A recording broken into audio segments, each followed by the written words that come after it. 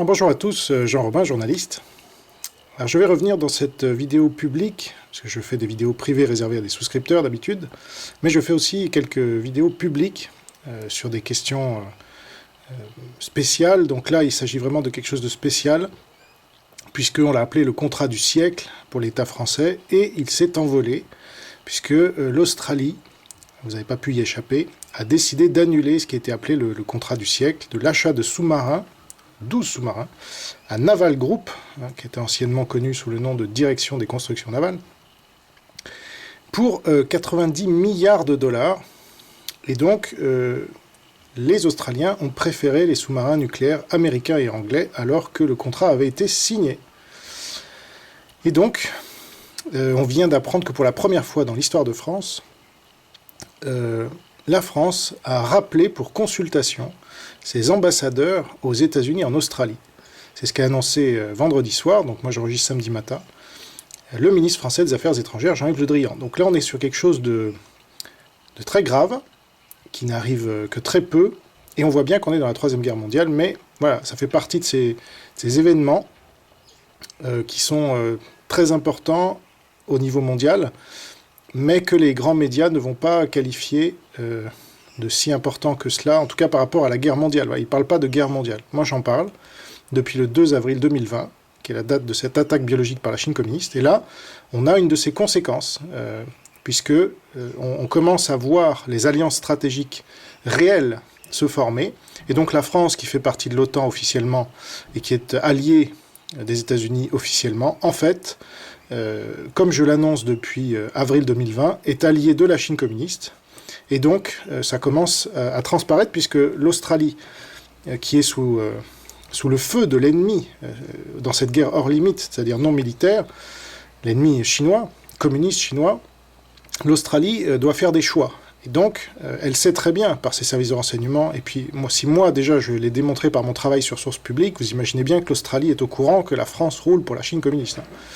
Enfin, il ne faut pas dire la France, il faut dire l'État français. Parce que là, comme sous Vichy, il faut différencier l'État fantoche illégitime qui dirige la France, puisque depuis le référendum piétiné de 2005, on n'est pas en démocratie, et la France éternelle qui, elle, se bat et lutte contre l'occupant chinois communiste et marxiste en général. Donc, c'est un événement très important, comme vous pouvez l'imaginer, et j'ai décidé, pour marquer le coup, de traduire pour vous, dans cette vidéo, l'intégralité de l'article très complet qui est paru dans le Daily Mail à ce sujet, qui ne se trouve aucun équivalent dans la presse française, évidemment, inutile de vous le préciser, puisque, aussi bien en termes d'orientation idéologique que de niveau de détail et d'analyse, la presse française est aux fraises.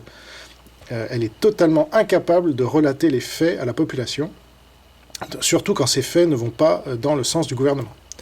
Alors, je précise que je viens de réaliser il y a 2 semaines une vidéo entière sur l'Australie en plus, réservée aux souscripteurs, donc je connais très bien la situation pour l'avoir étudiée récemment, parce que ça peut paraître un peu bizarre qu'au niveau du gouvernement, on soit plutôt anti-parti communiste chinois, mais au niveau des régions, on met en place des confinements qui est plutôt poussé par le Parti communiste chinois. Donc en fait, j'ai analysé dans cette vidéo que l'Australie fait l'objet au niveau régional d'un acharnement de ses autorités contre la population, donc avec confinement sur confinement. Et j'explique dans ma vidéo notamment que ça vient d'une infiltration du Parti communiste chinois au niveau régional, parce qu'ils n'ont pas réussi à infiltrer le gouvernement au niveau fédéral, mais ils ont réussi donc au niveau régional. Et c'est ça qui explique principalement le grand écart auquel on assiste, c'est-à-dire une collaboration avec la Chine communiste au niveau régional, très clair, que ce soit à Sydney ou à Melbourne, et une opposition frontale avec la Chine au niveau national. Donc, c'est ça qui peut se passer, comme vous le voyez aux États-Unis par exemple, avec des gouvernements fédéraux. Vous avez des gouverneurs qui sont... Alors là, c'est des premiers ministres en Australie, mais c'est la même chose. C'est l'équivalent du gouverneur aux États-Unis, pour ceux qui connaissent un peu mieux les États-Unis que l'Australie. C'est ça, les systèmes anglo-saxons, c'est souvent fédéral. Ou même en Allemagne, on trouve ça avec les Länder. Donc vous pouvez avoir des décisions complètement opposées au niveau régional et au niveau national. Alors qu'en France, on a franchement un État jacobin qui dirige tout, et on n'est pas très habitué à cela. Mais Voilà, j'ai analysé dans cette vidéo pourquoi l'Australie faisait ce grand écart, collaboration avec la Chine au niveau régional, opposition frontale au niveau national. Et là, on va voir le gouvernement australien à l'œuvre dans un acte de guerre contre la Chine communiste, avec la France comme dommage collatéral. D'ailleurs, pour ma part, je compare cette décision à la destruction de la marine française stationnée à Mers-el-Kébir en 1940. Il faut comparer vraiment ce qui est comparable. Et comme on est en guerre, comme nous l'a dit notre cher et adoré président, eh bien, comparons. Donc, les Anglais avaient détruit notre flotte, si vous vous rappelez, de vos cours d'histoire, parce que je doute que vous l'ayez vécu, encore que, bon, il y a peut-être des anciens parmi vous, je vous salue d'ailleurs, mais en tout cas, les Anglais avaient détruit notre flotte de crainte de la voir tomber sous la main des nazis, avec lesquels l'État français collaborait officiellement. Là. C'est beaucoup plus officiel qu'aujourd'hui. Mais c'était aussi pour détruire une partie de la flotte d'un concurrent historique de l'Angleterre, évidemment, et c'est ce qui n'a pas plu à beaucoup de patriotes français, mais De Gaulle, à l'époque, si vous vous rappelez, avait cautionné cela en disant qu'il n'avait pas le choix. Donc c'était une caution difficile à digérer, mais je pense que, voilà. Aujourd'hui, c'est à peu près la même chose. Il faut, non pas saluer, il ne faut pas exagérer, mais les Australiens ont pris le camp des anti-partis communistes chinois. Donc c'est le bon camp, voilà, c'est le camp du monde libre. Parce que la France, l'État français est malheureusement dans le mauvais camp. Et les anglo-saxons ne veulent pas que nous aidions nos alliés totalitaires, comme en 1940, puisqu'on était occupés, on collaborait. Aujourd'hui, on est occupés, on collabore. Voilà, ça recommence. Et donc, les anglo-saxons nous font payer notre collaboration, comme en 1940. Donc l'Australie sait parfaitement que la France collabore à fond avec le Parti communiste chinois, comme je vous le disais, qui est devenu son ennemi intime, suite à cette attaque biologique de sa part. Donc, elle se tourne vers ses alliés démocratiques. C'est aussi simple que ça. Les États-Unis et l'Angleterre, en plus c'est le Commonwealth. Et puis c'est le Five Eyes, donc cette alliance de 5 pays au niveau des renseignements, dont ne fait pas partie la France. La France, elle collabore avec le Parti communiste chinois. Voilà, c'est comme ça depuis De Gaulle, qui l'a reconnu en 64, qui a reconnu la Chine communiste en 64, et qui a fait toute cette politique de renversement d'alliance par rapport à Israël d'abord, et puis le reste du tiers-monde. Donc elle s'est orientée, De Gaulle a orienté la France vers le tiers-monde, et c'est pour ça qu'on a autant d'immigration d'ailleurs. Donc, il ne faut pas qu'on s'étonne. Voilà, Chirac était le grand ami d'Arafat. Je veux dire, bon, bah voilà. Donc, on est dans cette alliance internationale que monte la Chine communiste avec le tiers-monde. Voilà, c'est tout. Parce que nous-mêmes, nos intérêts, du fait du renversement d'alliance de Gaulle, qui n'a pas été remis en cause par la suite, eh bien, nous emmènent dans ces nouvelles routes de la soie et la stratégie chinoise, qui est opposée à celle du monde libre. Voilà. Donc je suis le seul à l'expliquer aujourd'hui en France, parce que j'ai la bonne grille de lecture. Troisième guerre mondiale déclenchée par une attaque biologique de la Chine communiste, collaboration de la France avec le Parti communiste chinois. Les autres sont dans les supputations, les manipulations idéologiques, sur cet événement comme sur tant d'autres. Parce que, alors, cette guerre, c'est aussi une guerre de désinformation et de manipulation, et donc il faut savoir comprendre ce qui se passe pour pouvoir agir correctement. Vous avez tant de gens qui vous disent qu'ils agissent, mais ça ne suffit pas. C'est bien d'agir, encore faut-il agir dans le bon sens. Alors, comme promis, voilà la traduction de l'article du Daily Mail, très complet, qui est paru donc hier, en date du 17 septembre 2021, et qui est le plus complet que j'ai pu lire sur la question, et j'en ai lu pas mal. Donc, je lis, et je commenterai vraiment si c'est nécessaire, mais je vais essayer de dérouler parce qu'il est assez long. La Chine, furieuse, lance un avertissement qui fait froid dans le dos. L'accord sur les sous-marins pourrait faire de l'Australie une cible potentielle pour une attaque nucléaire. L'Australie recevra des sous-marins à propulsion nucléaire dans le cadre d'un accord de partage de technologie avec les États-Unis et le Royaume-Uni. M. Morrison devra maintenant déchirer le précédent accord français de 90 milliards de dollars, à la fureur du président Macron. La Chine a prévenu que cet accord historique nuit à la paix et à la stabilité régionale et intensifie la course aux armements. Voilà, parce qu'en guerre, il ne faut jamais apparaître comme l'attaquant. Il faut toujours paraître comme étant le défenseur. Ça, c'est une des lois de la guerre. Les médias d'État ont également déclaré que l'Australie pourrait devenir la cible d'une frappe nucléaire en cas de guerre nucléaire. Voilà, les mots sont employés, là, on n'est vraiment pas dans l'euphémisme. Hein. Les médias d'État chinois ont averti que l'Australie deviendrait une cible potentielle pour une frappe nucléaire après l'acquisition de sous-marins à propulsion nucléaire. Dans le cadre d'une nouvelle alliance tripartite avec le Royaume-Uni et les États-Unis, l'Australie recevra la technologie nécessaire à la construction d'au moins 8 sous-marins à propulsion nucléaire, mais non armés, afin de contrer l'affirmation croissante de la Chine dans la région Indo-Pacifique. Alors, le porte-parole du ministère chinois des Affaires étrangères, Zhao Lijian, qui est ce taré là qui avait fait tout un tas de déclarations toutes plus délirantes les unes que les autres, a déclaré que l'alliance AUKUS, donc ça s'écrit, c'est pas Hocus Pocus, c'est AUKUS pour Australie, UK et US, porte gravement atteinte à la paix et à la stabilité régionale, intensifie la course aux armements et compromet le traité sur la non-prolifération des armes nucléaires. Donc ça, c'est la Chine qui s'arme de l'équivalent de l'armée française chaque année, qui dit ça. Donc là, on rigole. Le site d'information chinois Global Times, porte-parole du gouvernement communiste, est allé encore plus loin en affirmant que cette initiative pourrait entraîner une frappe nucléaire sur l'Australie. L'article cite un expert militaire chinois de haut niveau, anonyme, selon lequel l'Australie constituerait une menace nucléaire pour d'autres pays, car les nouveaux sous-marins pourraient être équipés d'armes nucléaires fournies par les États-Unis ou le Royaume-Uni. Cela ferait de l'Australie une cible potentielle pour une frappe nucléaire, car les États dotés d'armes nucléaires comme la Chine et la Russie sont directement confrontés à la menace des sous-marins nucléaires australiens, qui répondent aux exigences stratégiques des États-Unis, a déclaré l'expert. Pékin et Moscou ne traiteront pas Canberra comme une innocente puissance non nucléaire, mais comme un allié américain qui pourrait être armé d'armes nucléaires à tout moment, ajoute l'expert. L'article prévient que l'ambition de M. Morrison, donc qui est le Premier ministre australien, de renforcer l'armée australienne pourrait avoir des conséquences destructrices en cas de guerre nucléaire et que son insistance à dire que l'Australie ne veut pas de missiles nucléaires est dénuée de sens. La Chine disposerait de 250 à 350 armes nucléaires contre un arsenal américain de 5800 et un total de 6375 pour la Russie. Je vous rappelle que la Russie est l'allié stratégique de la Chine communiste. Donc quand on ajoute les deux, la Russie et la Chine ont un arsenal nucléaire supérieur à celui des États-Unis. C'est bien ça le problème. Les chercheurs pensent que le site pourrait s'étendre à 110 silos, qui peuvent être remplis de missiles balistiques intercontinentaux armés d'ogives nucléaires. Le missile nucléaire chinois DF-31 peut parcourir jusqu'à 11 200 km à une vitesse de 8 km par seconde et atteindre les États-Unis ou l'Australie en moins d'une demi-heure.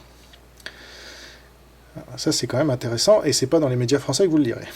En janvier, la Chine a diffusé une vidéo montrant qu'elle testait un missile DF-26, ou Dongfeng 26, un missile non nucléaire de moyenne à longue portée, qui serait capable d'atteindre Guam, un territoire américain situé à environ 5000 km des côtes chinoises.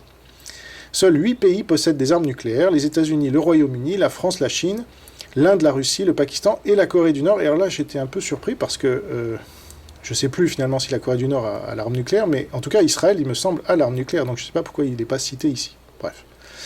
L'Australie n'a aucune expérience en matière d'armes ou d'énergie nucléaire et M. Morrison a déclaré qu'il n'avait pas l'intention de changer cela. Le Premier ministre Morrison travaillait en secret depuis près de 2 ans avec un groupe de conseillers pour obtenir une flotte de sous-marins à propulsion nucléaire, permettant à l'Australie de se défendre contre une Chine de plus en plus affirmée.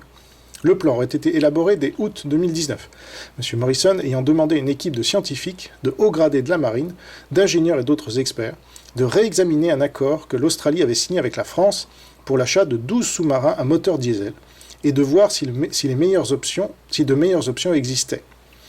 En fin de compte, le groupe de travail a conclu que le recours au nucléaire, une option à laquelle l'Australie a longtemps résisté en raison de l'absence d'une industrie nucléaire nationale et d'un engagement en faveur de la non-prolifération nucléaire, serait préférable au paiement à la France de 90 milliards de dollars pour ces navires, après que le coût ait explosé par rapport aux 50 milliards de dollars initialement convenus. Alors ça, c'est quand même important de le savoir, c'est que les Français ont merdé complètement. Ils ont eu du retard, comme vous allez le voir, et ils ont fait exploser les coûts, quasiment du simple au double.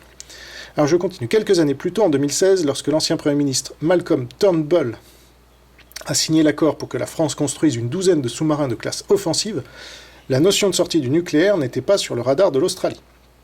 Mais 2 facteurs clés ont changé dans ce court laps de temps, et l'Australie est prête à tout pour torpiller l'accord français. Par le passé, l'Australie était réticente à la construction d'une flotte à propulsion nucléaire, car elle aurait dû disposer d'une capacité nucléaire civile à terre. Mais les progrès de la technologie militaire disponible, grâce à un accord avec les États-Unis et le Royaume-Uni, signifient que ce n'est plus un problème. Dans le même temps, donc là, les États-Unis et le Royaume-Uni sont en train de faire monter en compétence, si j'ose dire, l'Australie, pour avoir vraiment une présence forte dans le Pacifique. C'est là que ça se joue, en effet. Dans le même temps, une Chine de plus en plus belliqueuse et hostile a incité M. Morrison à planifier et à mettre en place l'alliance militaire historique AUKUS, qui permettra à l'Australie d'acquérir jusqu'à 8 sous-marins à propulsion nucléaire. La vision du Premier ministre a commencé lorsqu'il a assisté au sommet du G7 dans la pittoresque communauté côtière française de Biarritz en août 2019. Préoccupé par l'accord français et voulant s'assurer que l'Australie ne regretterait pas son achat coûteux, il a chargé son conseiller en matière de défense, Jimmy Kiplox, de faire des enquêtes discrètes sur la possibilité d'acquérir des sous-marins à propulsion nucléaire, selon The Australian. M. Morrison a rapidement mis en place un groupe technique officieux, supervisé par le secrétaire du ministère de la Défense, Greg Moriarty, et l'ancien scientifique en chef, Alan Finkel, afin d'examiner d'autres options et de s'entretenir avec des collègues aux États-Unis et au Royaume-Uni. Donc voilà, on a vraiment là tous les détails, le Daily Mail est le journal en ligne le plus lu au monde, hein. C'est pas un hasard. D'ailleurs, toutes les illustrations que vous voyez là sont tirées de leur site. À partir de là, il n'a pas fallu longtemps pour que les plans de l'alliance AUKUS commencent à se mettre en place. M. Morrison a décidé de faire remonter le programme à la surface en avril 2021, alors que la Chine continuait d'imposer des interdictions et des droits de douane arbitraires sur les exportations australiennes, afin de punir Canberra pour ses appels à une enquête indépendante sur les origines de la pandémie de Covid-19. Il a rédigé un cadre formel pour le plan, et en mai de cette année, des réunions d'information avec le Royaume-Uni et les États-Unis ont permis à M. Morrison de s'entretenir avec le dirigeant britannique, M. Boris Johnson. Quelques semaines plus tard, M. Johnson a accepté d'organiser des discussions avec le président américain Biden au G7, et le trio s'est finalement rencontré le 12 juin, le dernier jour du sommet, à l'hôtel Carbis Bay en Cornouailles. C'est au cours de cette rencontre que M. Biden a accepté pour la première fois en plus de 50 ans de partager les secrets des sous-marins nucléaires américains avec un pays tiers. Alors là, il faut vraiment que les pro-Trump écoutent bien. Donc moi je suis évidemment contre Biden, mais les États-Unis, voilà, c'est un peu leur faiblesse et leur force, mais ils ne dépendent pas de la personne qui est à leur tête. Voilà. Et donc quand c'est un Trump, évidemment, c'est décevant parce que on voudrait qu'ils aillent plus loin, mais il y a beaucoup de contre-pouvoirs qui empêchent, et qui ont empêché Donald Trump de faire peut-être plus que ce qu'il souhaitait faire. Mais là, quand c'est Biden, un vieux sénile mis en place par le Parti communiste chinois, comme chacun sait, eh bien on voit qu'il n'a pas la main, puisque ce n'est pas lui. Enfin, je peux difficilement imaginer que lui, le collabo de la Chine communiste, ait pris cette décision. Donc c'est quelqu'un, ou c'est plutôt le complexe militaro-industriel américain, et puis les gens dans l'équipe de Biden, peut-être, qui ont pris cette décision. Voilà, et qui sont l'Amérique. Quand on voit l'Amérique, on ne voit pas Biden ou Trump, en fait. On voit l'Amérique. Voilà. Et donc, ça fait quand même plaisir de savoir ça, parce que c'est assez rassurant par rapport à tout ce qui se passe aux États-Unis. Et donc, la Chine avait essayé de tuer les États-Unis par la tête, mais le système américain avait apparemment anticipé ça. En tout cas, dans sa constitution et dans ses institutions, les fondateurs avaient certainement vu que c'était une faille potentielle, et donc ils ont mis en place les contre-pouvoirs nécessaires pour que le pays ne tombe pas si la tête tombait. Effectivement, tout mettre sur un seul homme, ou une seule femme, qui dirige le pays, ça serait un peu risqué. Je continue. Donc voilà, je répète quand même cette phrase importante, c'est au cours de cette rencontre que M. Biden a accepté pour la première fois en plus de 50 ans de partager les secrets des sous-marins nucléaires américains avec un pays tiers. Et tout ça, évidemment, c'est contre la Chine communiste. La Grande-Bretagne est la seule autre nation à avoir acquis cette technologie. Mais à l'époque, le trio est resté très discret sur ce qui s'est passé lors de la réunion. Ils ont discuté d'un certain nombre de questions d'intérêt commun, notamment de la région Indo-Pacifique, peut-on lire dans une brève déclaration conjointe. Ils ont convenu que le contexte stratégique dans la région Indo-Pacifique était en train de changer et qu'il y avait de fortes raisons d'approfondir la coopération entre les trois gouvernements. Sur le front intérieur, M. Morrison a fait l'objet de moqueries impitoyables de la part de son opposition travailliste, donc ça c'est la gauche, et de certains médias, après que sa rencontre en tête-à-tête avec le président Biden ait été gâchée par le dirigeant britannique. Certains ont suggéré que le président Biden avait snobé l'entretien privé et avait inclus Boris Johnson à la dernière minute parce qu'il estimait que le dirigeant australien ne valait pas les 45 minutes prévues pour la rencontre. En réalité, cet entretien apparemment sans histoire, qui n'a pas été suivi d'une conférence de presse, a été l'aboutissement de près de 2 ans de stratégie acharnée de M. Morrison et un moment historique qui permettra à l'Australie de devenir la 7e nation au monde à acquérir des capacités de sous-marins nucléaires. Voilà la grosse info, évidemment. L'Australie obtiendra désormais jusqu'à 8 sous-marins à propulsion nucléaire, dont le coût sera probablement inférieur aux 7,5 milliards de dollars par navire proposés par la France. Alors là, ils vont un peu rentrer, je crois, dans le détail sur les conneries de la France. Bien que la conception et le coût exact des sous-marins australiens n'aient pas été encore révélés, les sous-marins nucléaires américains de classe Virginia coûtent environ 4,5 milliards de dollars chacun, et ceux de classe Astute au Royaume-Uni 2,6 milliards de dollars chacun. Dans les jours qui ont suivi, le Premier ministre a dû se rendre en France pour annoncer la mauvaise nouvelle à Emmanuel Macron. Les deux hommes ont dîné à la résidence du président, le palais de l'Élysée, où M. Morrison lui a dit que l'Australie se retirerait de son accord pour des sous-marins conventionnels à moteur diesel si une option nucléaire devenait disponible. Il en a informé officiellement le président français dans les jours qui ont précédé l'annonce officielle de l'AUKUS jeudi. L'ancien ministre de la Défense, Christopher Pyne, qui a participé à la rédaction de l'accord avec Naval Group, a écrit dans un éditorial de l'Adelaide Advertiser qu'il compatissait avec les Français et a noté que le contrat n'avait pas été perdu en raison de mauvaises performances. L'Australie n'a pas d'industrie nucléaire civile. C'est un obstacle insurmontable auquel l'Australie a été confrontée lors du choix du remplaçant du sous-marin de classe Collins, construit en Adélaïde en 2015-2016, a-t-il déclaré. Nous ne disposons pas de personnel de maintenance et d'entretien formé, du cadre législatif en place, de lieux dédiés et sûrs pour l'entretien et la maintenance nucléaire. Cette technologie est désormais disponible pour l'Australie dans le cadre d'un nouveau partenariat de sécurité trilatérale entre l'Australie, les États-Unis et le Royaume-Uni, appelé l'alliance AUKUS. Donc ça fera une alliance de plus après le Quad, qui rassemble l'Australie, l'Inde, le Japon et les États-Unis, et le Five Eyes, dont j'ai déjà parlé tout à l'heure. Une fois que le réacteur nucléaire est opérationnel à l'intérieur du sous-marin et qu'il alimente sa propulsion, il n'a pas besoin d'être démonté, rechargé, remplacé par des barres de combustible nucléaire ou de subir toute autre forme d'intervention pendant 33 ans, soit la durée de vie du sous-marin. L'AUKUS change la donne. L'accord ne précise pas exactement le type de sous-marin que l'Australie recevra finalement, ni la technologie qui y sera intégrée. Néanmoins, c'est la première fois en 50 ans que les États-Unis partagent leur technologie sous-marine, et l'Australie ne sera que le deuxième pays à la recevoir après le Royaume-Uni. L'Australie rejoindra un groupe d'élite de nations exploitant des sous-marins à propulsion nucléaire qui comprend la France, la Chine, l'Inde et la Russie. Donc la France en fait quand même partie, là on peut être fier de nous, mais moins de nos dirigeants évidemment. L'accord ne donnera pas d'armes nucléaires à l'Australie car le pays s'est engagé de longue date à ne pas en développer. Sans surprise, Pékin a réagi avec fureur à ce nouvel accord, donc c'est là où on voit que c'est un bon accord, qui menace les ambitions de domination militaire du président Xi Jinping dans la région Indo-Pacifique. Le porte-parole du ministère chinois des Affaires étrangères, M. Li Jian, largement connu en Chine pour avoir trollé les Australiens sur Twitter, a qualifié le groupe trilatéral d'extrêmement irresponsable. La Chine croit toujours que tout mécanisme régional doit suivre la tendance de l'époque en faveur de la paix et du développement, et doit être propice à la confiance mutuelle, à la coopération entre les pays de la région, a-t-il déclaré lors d'une conférence de presse, de manière vraiment débile, ajouterai-je. Il ne devrait pas cibler une tierce partie ou nuire à ses intérêts en formant un petit groupe exclusif et fermé. Les pays concernés devraient abandonner la mentalité absolue de la guerre froide. Alors ça, il faut lire Golitsyn.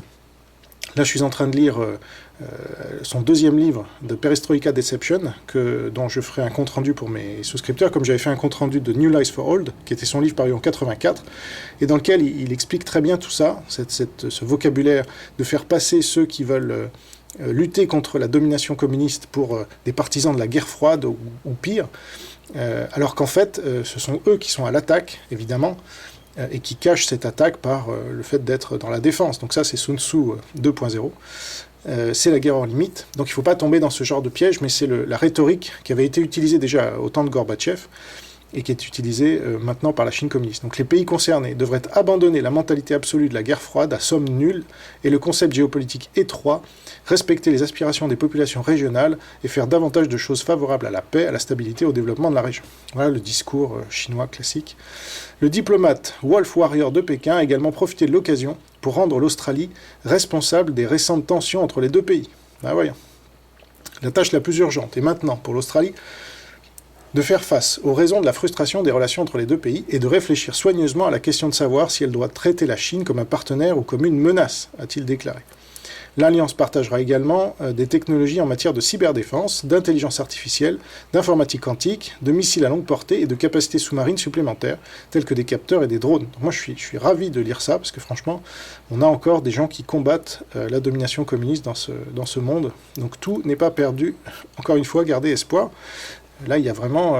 on est en Troisième Guerre mondiale, donc les résistances nationales, comme celle que j'essaye de monter de mon côté, et qu'ont monté les dissidents chinois, par exemple, ou que Nigel Farage monte en Angleterre et bien d'autres, on fait alliance contre le même ennemi. M. Morrison a déclaré qu'il consacrerait les 18 prochains mois à développer la capacité à manipuler en toute sécurité la technologie nucléaire, mais il n'a pas donné de calendrier pour la construction des sous-marins, ni pour la mise en service du premier d'entre eux. Il a toutefois déclaré que les sous-marins seraient construits à Adélaïde, du moins en partie, résolvant ainsi une dispute qui avait éclaté avec la France au sujet de la localisation de certains des emplois de construction. L'accord pourrait également éviter la question politiquement délicate du développement par l'Australie d'une industrie nucléaire nationale pour soutenir les sous-marins, en s'appuyant sur le Royaume-Uni et les États-Unis qui disposent déjà de telles industries. Cependant, M. Morrison n'a pas donné de garanties explicites sur la production nucléaire nationale, se contentant de dire que l'Australie ne se dotera pas d'armes nucléaires. La France a réagi avec colère à cette nouvelle. Vous voyez, on est aussi autant en colère que la Chine, ça ne trompe pas. Qui signifie que son propre accord est désormais caduc avec seulement 2 milliards de dollars reçus sur 90. Le ministre des Affaires étrangères, Jean-Yves Le Drian, a qualifié cette nouvelle de coup de poignard dans le dos, comparant le comportement de M. Biden à celui de son prédécesseur, M. Trump. Elle est bonne, celle-là. Et donc, Le Drian, c'est vraiment le collabo de service qui a nommé Raffarin pour une mission sur le tourisme. Donc, Raffarin, c'est le collabo ultime avec la Chine communiste. Il fait partie de ce gouvernement dont quasiment tous les membres font partie de l'un ou l'autre des clubs d'influence de la Chine communiste en France, le Paris Shanghai Club, ou la France-China Foundation, ou la Fondation France-Chine, ou le Comité France-Chine, etc. Chinese Business Club. Voilà. Donc, c'est pas étonnant que Le Drian tienne ce discours-là. Taïwan et le Japon ont réagi avec joie. Donc, vous voyez, les démocraties se réjouissent et les dictatures sont tristes. Hein. Donc ça trompe pas non plus. Affirmant qu'il était nécessaire d'assurer la sécurité de la région de la mer de Chine méridionale. Taïwan, qui se considère comme une nation indépendante, mais est considérée par Pékin comme une province chinoise autonome, craint une invasion du continent après que Xi Jinping se soit engagé à réunifier l'île dans un discours de 2019, affirmant qu'il se réserve le droit de recourir à la force si nécessaire. Le Royaume-Uni et les États-Unis ont déjà effectué des patrouilles accrues de liberté de navigation dans le détroit de Taïwan et autour des îles Spratly et Paracel, qui contiennent des bases militaires chinoises, et l'ajout d'au moins 8 sous-marins nucléaires à la flotte australienne renforcera ces efforts. C'est pour ça qu'on est à un tournant de la guerre, selon moi. Il y en aura beaucoup d'autres, ne vous inquiétez pas, mais celui-là est important. Le pacte. Parce que, voilà, cette Troisième Guerre mondiale, en fait, on est dans une drôle de guerre depuis bien plus longtemps que celle qui a duré de 1939 à 1940 dans la précédente guerre mondiale. Là, c'est une drôle de guerre qui dure depuis déjà 1 an et demi. Donc, je ne sais pas combien de temps ça va encore durer avant qu'on dise, oui, on est en Troisième Guerre mondiale. Bref. Le pacte écarte également la Nouvelle-Zélande, dirigée par la gauchiste Jacinda Ardern, qui a été exclue après avoir adopté une série de positions de plus en plus douces vis-à-vis de la Chine ces dernières années. Donc là, c'est important aussi, parce qu'il peut y avoir un renversement d'alliance stratégique avec la Nouvelle-Zélande, qui est bouffée par la Chine communiste depuis des années, et là, qui est en train de basculer sous son joug. Donc, Jacinda Ardern s'est engagée à interdire les nouveaux sous-marins australiens dans ses eaux, carrément, conformément aux politiques antinucléaires de longue date de son pays. Ouais, tu parles. Donc l'accord laisse également de côté le Canada. Voilà, parce que Trudeau, dont le pays préféré c'est la Chine, lui aussi il en tient une couche, mais bon, le Canada, c'est un peu plus compliqué que la Nouvelle-Zélande. En tout cas, l'accord laisse également de côté le Canada, qui avec le Royaume-Uni, les États-Unis, l'Australie et la Nouvelle-Zélande, constitue l'alliance de renseignement Five Eyes, datant de la guerre froide. Si l'AUKUS ne remplace pas directement Five Eyes, il est presque certain qu'il en réduira l'importance. Le président chinois Xi Jinping contrôle actuellement la plus grande marine du monde, mesurée uniquement par le nombre de navires, soit 250 véhicules de combat, dont un grand nombre de corvettes et de sous-marins. Il utilise cette flotte pour revendiquer la totalité de la mer de Chine méridionale, ce que l'Occident et ses alliés contestent vivement, tout en menaçant Taïwan. Les nations occidentales ont riposté en menaçant des missions dites de liberté de navigation dans la région pour tester la détermination de Xi. Une mission récente et très médiatisée a été menée par le porte-avions britannique HMS Queen Elizabeth et son groupe d'attaque, composé de destroyers britanniques et américains et de navires de soutien. Les États-Unis possèdent ce qui est largement considéré comme la marine la plus puissante du monde, notamment une énorme flotte de porte-avions à propulsion nucléaire. Le fait de doter l'Australie de sous-marins nucléaires constitue une évolution importante, car ces navires doivent être ravitaillés beaucoup moins souvent que les sous-marins traditionnels, ce qui leur permet de rester immergés plus longtemps et de naviguer plus loin, sans être détectés, dans des eaux que Pékin tente de revendiquer. Les médias d'État chinois ont menacé de mener leurs propres opérations de liberté de navigation. Mercredi, le Global Times, porte-parole du régime, a publié un éditorial dans lequel il menaçait de voir des navires de guerre apparaître bientôt au large des côtes d'Hawaï et de Guam, où les États-Unis possèdent d'importantes bases militaires. Espérons que lorsque des navires de guerre chinois traverseront un jour la mer des Caraïbes ou apparaîtront près d'Hawaï et de Guam, les États-Unis respecteront les mêmes normes de liberté et de navigation, indique l'article. Ce jour viendra bientôt, ajoute Daily Mail. La Chine menace d'envoyer sa marine dans les eaux hawaïennes, alors que les États-Unis et l'Australie annoncent un pacte de défense quelques jours après le passage de la flottille en Alaska. La Chine a menacé aujourd'hui d'envoyer sa marine dans les eaux hawaïennes, donc ça c'est évidemment en rétorsion à la décision sur les sous-marins, dans la dernière série de coups de sabre dans le Pacifique, après que l'Australie, les États-Unis et la Grande-Bretagne ont annoncé une nouvelle alliance navale dans la région. 4 navires chinois ont déjà été aperçus, naviguant au large des côtes de l'Alaska cette semaine, dans une démonstration de puissance navale, dans un contexte de tension croissante, alors qu'un pacte mondial de sous-marins nucléaires a été signé pour faire face à Pékin. Un croiseur à missiles guidés, un destroyer à missiles guidés, un navire de renseignement généraux et un navire auxiliaire chinois ont été repérés au large des côtes des îles Aléoutiennes de l'Alaska lors d'opérations de surveillance de la mer de Bering. Cette provocation intervient alors que le journal d'État chinois menaçait d'envoyer des navires de guerre à Hawaï et à Guam en réponse aux actions des États-Unis en mer de Chine méridionale. Le rédacteur en chef du Global Times a tweeté « Espérant que lorsque des navires de guerre chinois traverseront un jour la mer des Caraïbes ou se présenteront près d'Hawaï et de Guam, les États-Unis respecteront les mêmes normes de liberté de navigation. Ce jour viendra bientôt. » donc ce jour viendra bientôt, donc c'était le Chinois qui disait ça, c'était pas Global Times, Daily Mail. La marine américaine a répondu à ce tweet en affirmant qu'elle défend les normes de liberté de navigation depuis plus longtemps que la marine de l'APL, qui est l'armée du Parti communiste chinois. Elle a également souligné que des navires espions chinois ont fréquemment navigué devant Hawaï et Guam ces dernières années. Ils ont déclaré « La marine américaine navigue dans le monde entier dans le respect du droit international. Tous les pays bénéficient de la liberté de navigation conformément au droit international. Malheureusement, tous ceux qui bénéficient de la liberté de navigation n'étendent pas cette même liberté aux autres. Bien que les navires chinois qui ont navigué dans la mer de Bering près de l'Alaska se trouvaient à proximité des eaux américaines, ils ont respecté les lois internationales, ont déclaré des responsables américains. Les 4 navires de guerre, dont le destroyer 55 Nanshan, ont été suivis par les gardes-côtes américains Bertholf et Kimball, qui ont été montrés dans une série d'images de l'incident public. Alors, pour résumer, sous la forme d'un petit historique, Daily Mail intitule ça « Naviguer vers les sous-marins nucléaires ». Donc, avril 2016, le gouvernement Turnbull signe un accord pour que le français Naval Group construise 12 sous-marins à propulsion diesel à Adélaïde. Février 2019, Naval Group demande un délai de 15 mois après un contretemps dans la conception. Donc déjà, ça c'est une faute grave qui a coûté finalement je pense, en partie, cette annulation. Donc les Français sont responsables. Août 2019, Scott Morrison a pour la première fois l'idée de poursuivre une option nucléaire.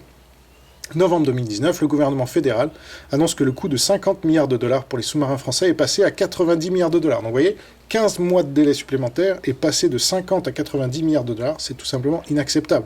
Ça, vous lirez jamais ça dans la presse française. Le Premier ministre met en place en novembre 2019 aussi un groupe technique officieux pour examiner la possibilité d'acquérir des sous-marins nucléaires. Avril 2021, Scott Morrison met en place un cadre officiel après que le Royaume-Uni et les États-Unis aient répondu favorablement au concept. Juin 2021, Scott Morrison rencontre Joe Biden et Boris Johnson en marge du sommet du G7 pour conclure l'accord. Monsieur Morrison dîne avec le président français Emmanuel Macron et lui annonce la mauvaise nouvelle. 16 septembre 2021, l'Australie, la Grande-Bretagne et les États-Unis annoncent le pacte historique AUKUS qui permettra à l'Australie d'acquérir jusqu'à 8 sous-marins à propulsion nucléaire. Voilà. Donc, vous voyez, cet article était très complet. Je vous l'ai lu in extenso pour que vous en ratiez pas une miette, que vous compreniez bien la situation, parce que là, effectivement, Macron a de quoi être énervé. C'est un de ses plus graves échecs. Il en a pourtant accumulé tant pendant ses 5 ans de mandat. Et il va continuer, s'il est réélu, évidemment, est réélu dans des élections qui n'en sont pas, bon ça on connaît. Et donc c'est important que les Français soient informés correctement, factuellement, et non pas par la presse d'État, subventionnée par l'État, quasi communiste, qui se réunit chaque année au dîner annuel de l'humanité, comme il y a quelques jours, ce dont aucun média n'a parlé, c'est quand même hallucinant. Et moi je suis le seul à en parler, mais là il n'y a même aucune communication à ce sujet, alors qu'il a eu lieu, toujours, comme chaque année depuis 30 ans. Et donc, c'est pas normal que les Français doivent dépendre d'une presse aussi subventionnée et communiste pour être informée, parce qu'elle ne l'est pas. Là, tout ce que je viens de vous dire, à mon avis, vous l'avez entendu nulle part ailleurs. Bon. Donc je vous remercie pour votre attention. Si vous voulez me soutenir et monter en compétences en visionnant des centaines de vidéos privées que j'ai déjà réalisées, vous allez dans la description, vous trouverez le lien vers ma souscription Patreon. Ça commence à 3 € par mois.